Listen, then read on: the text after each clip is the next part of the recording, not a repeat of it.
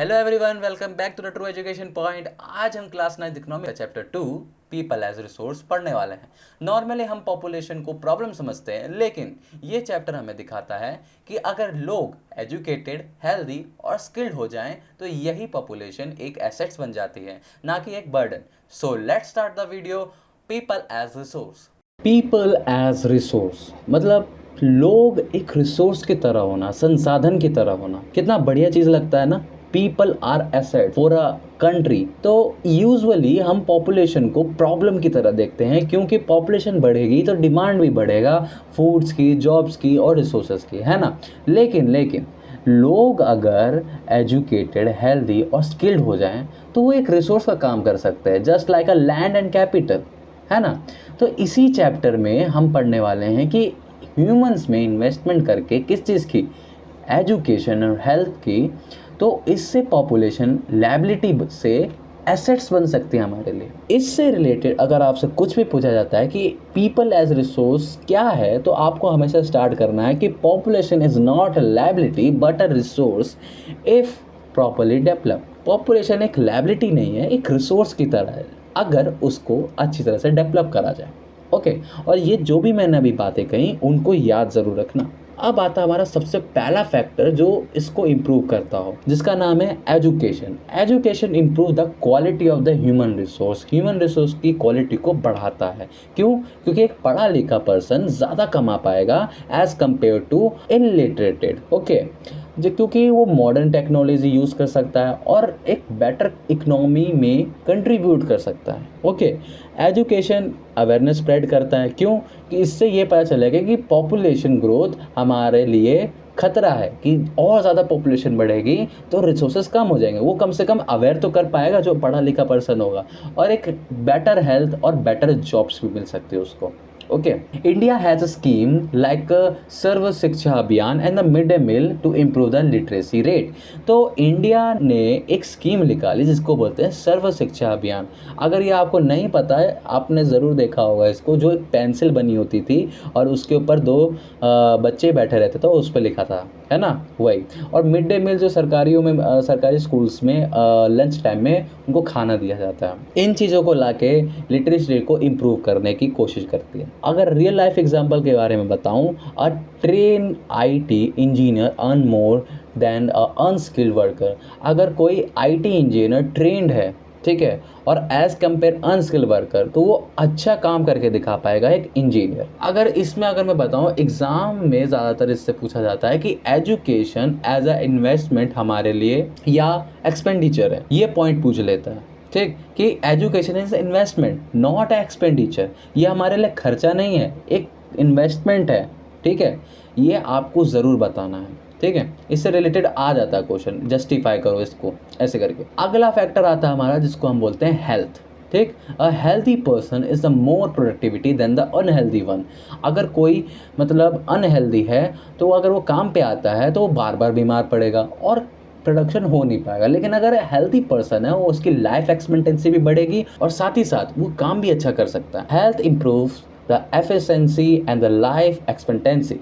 तो लाइफ को भी आगे बढ़ाता है, वो कितना और ज़्यादा जी सकता है, और साथ ही साथ उसके काम को भी बढ़ाता है। Government invest in the hospitals, primary health centres, immunization, clean drinking water. ऐसी जगहों पे गवर्नमेंट इन्वेस्ट करती है जिससे हेल्थ केयर बना रहे। क्यों? क्योंकि अगर हेल्थ केयर नहीं होगा तो इससे ये होगा कि एक सिक पर्सन मतलब काम नहीं कर पाएगा और प्रोडक्शन को आगे नहीं जा पाएगा। Okay, the malnutrition and the lack of health care reduce the productivity as say I am real life example. A farmer who is healthy can work longer in the field while a sick farmer.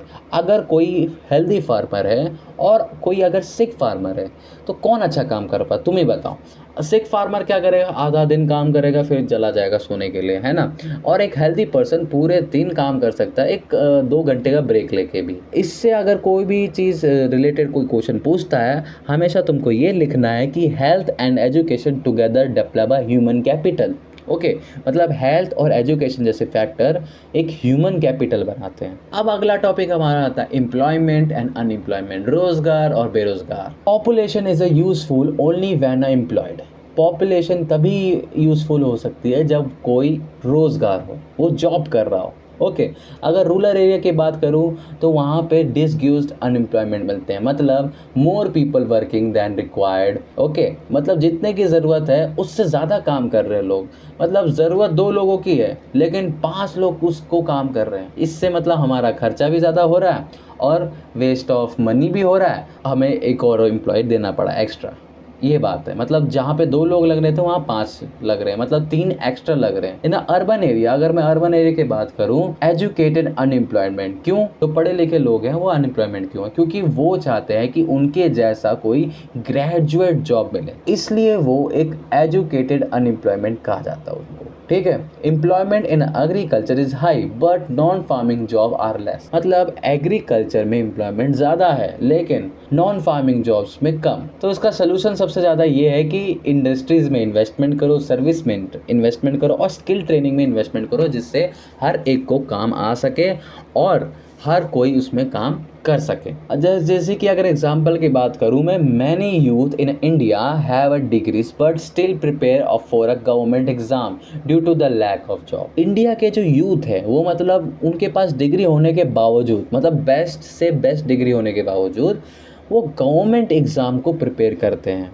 अभी भी, क्योंकि भाई job की कमी है भाई, और government job के लिए एग्ज़ाम प्रिपेयर कर रहे होते हैं। यही तो है प्रॉब्लम। अगर एग्ज़ाम में अगर पूछा जाए कि डिसग्यूज्ड अनएम्प्लॉयमेंट क्या होता है, तो प्रॉपरली एक तरीके से शॉर्ट आंसर लिख देना, और ये वेरी वेरी इंपॉर्टेंट है, ये आता ही आता है। तो अब हमारा चैप्टर ख़त्म हो चुका है, अब आते हैं निष्कर्ष पर, जिसको हम बोलते हैं कंक्लूजन। अभी तक क्या हमने पढ़ा कि people are the real wealth of the nation. हमारे देश के लिए जो पीपल हैं, लोग हैं, वो हमारे लिए रियल वेल्थ है। किसके साथ? एजुकेशन, हेल्थ, एम्प्लॉयमेंट अपॉर्चुनिटी, इसके साथ हमारे लिए पॉपुलेशन क्या बन सकती है? एक एसेट्स बन सकती है, ना कि एक burden. This is why are called it people as resource. अगर मैं एग्जाम टिप्स की बात करूं, जैसे कि यहाँ पे कीवर्ड्स यूज हुए थे, human capital, investment, disguised unemployment, educated unemployment, तो इन सब के बारे में ये सब चीज़ें पूछ लेता, और हाँ, इन चीज़ों को लिखना भी होता है। ओके, ये कीवर्ड्स ही आपके काम आ सकते हैं। और डायग्राम की अगर मैं बात करूं कि अगर किसी आपको डायग्राम देना हो, जैसे कि ह्यूमन कैपिटल कैसे बनता है, तो आपको एजुकेशन, हेल्थ को प्लस करके क्या बनेगा? एक स्किल वर्कर बनेगा, और स्किल वर्कर क्या करेगा? डेवलपमेंट करेगा। ओके, यहीं पे छोटा सा मैंने एक डायग्राम करके बता दिया आपको। और हमेशा हमेशा आपको एक रियल लाइफ एग्जांपल यूज़ करना है, इससे एक इम्पैक्ट पड़ता है आपके आंसर में, जैसे कि teachers, doctor, IT workers and farmers. So friends, today we learn that the people are the real wealth of the nation. If people are educated, skilled and healthy, they become the human capital. If not, they become a liability. Remember, investment in education and health is the best investment for a country's future.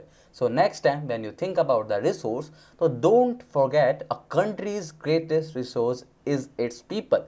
Revise the flowcharts and let's get ready for the next lesson.